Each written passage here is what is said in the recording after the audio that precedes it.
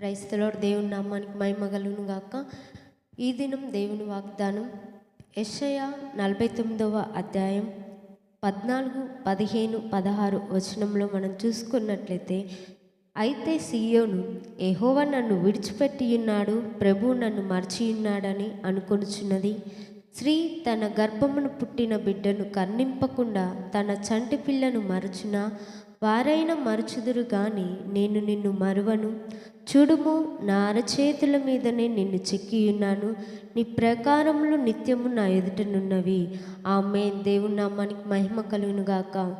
ఈరోజు ఇంతవరకు నీ జీవితంలో నీవు అనుకుంటున్నావేమో, దేవుడు నన్ను విడిచిపెట్టాడు, దేవుడు నన్ను మర్చిపోయాడు, నా శ్రమలో, నా బాధల్లో, నా కష్టంలో, నా అన్నిటి విషయంలో దేవుడు నన్ను మర్చిపోయాడు, నన్ను విడిచిపెట్టాడు, లేదా నా పిల్లల్ని, నా కుటుంబాన్ని నన్ను దేవుడు మర్చిపోయాడని నువ్వు అనుకుంటున్నావేమో. కానీ ఆయన నిన్ను మర్చిపోలేదు, నిన్ను విడిచిపెట్టలేదు. ఆయన తన యొక్క అరచేతుల మీద నిన్ను చెక్కించుకున్నాడు.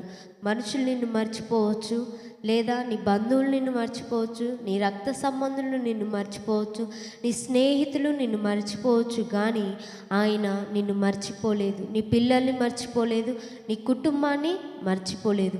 ఆయన తన యొక్క అరచేతుల మీద నిన్ను, నీ పిల్లల్ని, నీ కుటుంబాన్ని ఆయన చెక్కి ఉన్నాడు. నీ ప్రకారం నిత్యము ఆయన ఎదుటనున్నవి. కాబట్టి ఆయన ఎన్నడూ కూడా విడిచిపెట్టలేదు, ఎన్నడూ కూడా మర్చిపోలేదు.